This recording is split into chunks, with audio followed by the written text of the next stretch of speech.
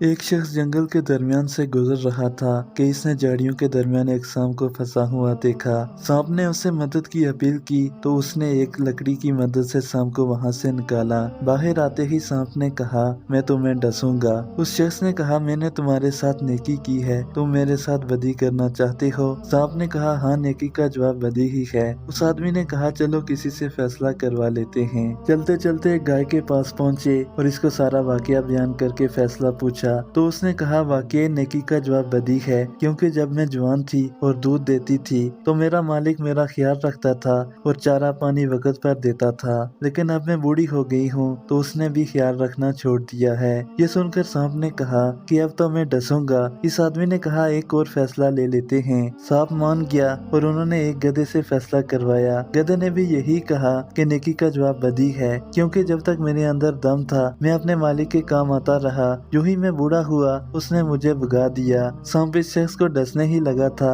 اس نے منت کر کے کہا کہ ایک آخری موقع اور دو۔